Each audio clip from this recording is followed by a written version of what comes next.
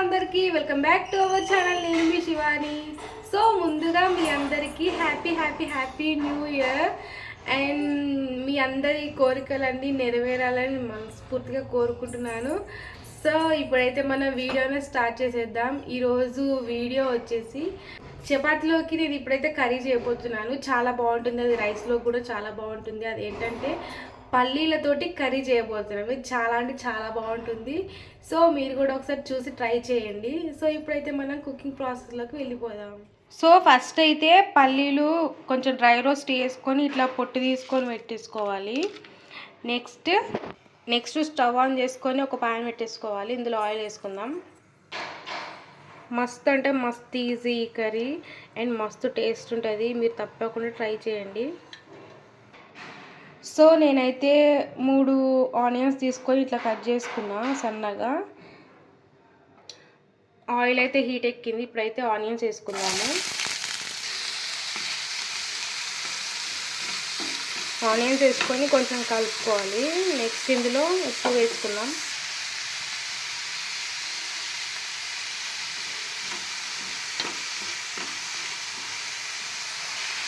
ఇందులో ఒక బిర్యానీ ఆకు, ఒక ఇలాచి, ఆవాలు, జీలకర్ర ఇవన్నీ వేసుకొని ఒకసారి కలుపుకోవాలి. ఒక 2 మినిట్స్ అయితే మనం మూత పెట్టేసుకుందాము. ఒకసారి ఇప్పుడు మూత తీసి చూద్దాము. ఇప్పుడు ఇందులో కరివేపాకు వేసుకుందాం. అండ్ నెక్స్ట్ ఇందులో కొద్దిగా అల్లం వెల్లుల్లి పేస్ట్, కొద్దిగా సరిపోతుంది, ఎక్కువ అవసరం లేదు, ఫ్లేవర్ కోసం ఓన్లీ.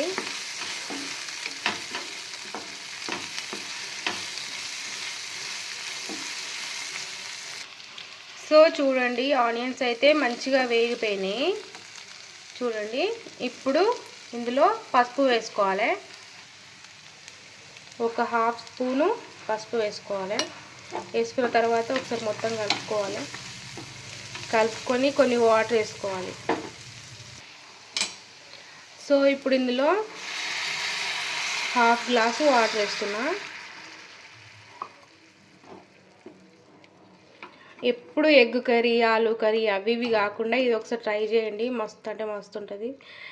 అండ్ చపాతీలోకే కాకుండా జొన్న రొట్టెలకు కూడా చాలా బాగుంటుంది. అండ్ మీరు తప్పకుండా ట్రై చేయండి ఈ కర్రీ.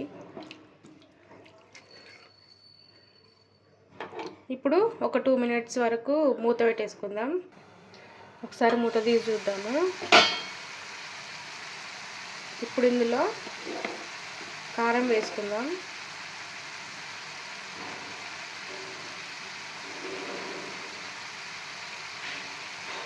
ఒక స్పూన్ కారం వేసిన.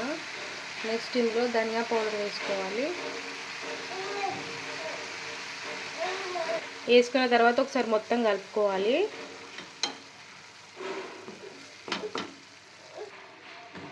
సో ఇప్పుడు ఇందులో రుచికి సరిపడా ఉప్పు, మొత్తం కర్రీకి సరిపడా ఉప్పు వేసుకోవాలి. వేసుకొని మొత్తం ఒకసారి కలుపుకున్న తర్వాత ఇందులో మనం వేయించి పెట్టుకున్నాం కదా పల్లీలు, అవి వేసుకోవాలి. చూడండి, ఇప్పుడు పల్లీలు వేసుకొని మొత్తం ఒకసారి కలుపుకోవాలి. కలుపుకున్న తర్వాత కొత్తిమీర వేసేసుకొని స్టవ్ ఆఫ్ చేసేసుకోవాలి. అంతే, కర్రీ రెడీ అయిపోయినట్టే. తీయగా అస్సలు ఉండదు. తీయగా ఉంటుంది అని అనుకున్నారు, అస్సలు ఉండదు. కారం తగ్గట్టు వేసుకుంటాం కదా, సో చాలా బాగుంటుంది.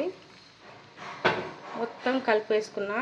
ఇప్పుడు ఇందులో కొత్తిమీర వేసుకొని స్టవ్ ఆఫ్ చేసేసుకుందాం. సో ఫైనల్గా కొత్తిమీర. చూడండి, నేను చపాతీతో అయితే సర్వ్ చేసుకున్నాను. ఇప్పుడైతే ఇది టేస్ట్ ఎలా ఉందో నేను చూసి చెప్తాను.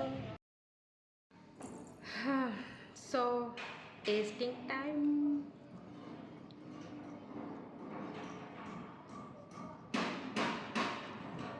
ఇదైతే మా అమ్మ రెసిపీ, చాలా మస్తు ఉంటుంది.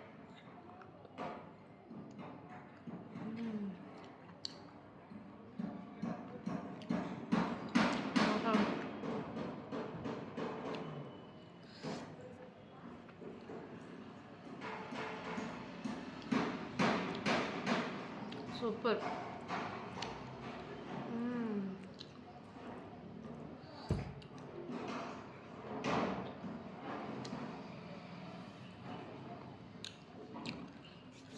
సో ఇదే అండి ఈరోజు వ్లాగ్. చాలా బాగుంది కదా కర్రీ.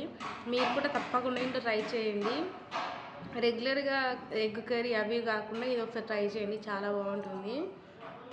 అండ్ వీడియో కనుక మీకు నచ్చినట్టయితే తప్పకుండా లైక్, షేర్ అండ్ సబ్స్క్రైబ్ చేసుకోండి. మరిన్ని మంచి మంచి వీడియోస్ కోసం నా ఛానల్ ఫాలో అవ్వండి. అండ్ కొత్తగా నా ఛానల్ చూస్తున్నట్లయితే సబ్స్క్రైబ్ చేసుకొని ఫాలో అవ్వండి. So thank you for watching. Bye.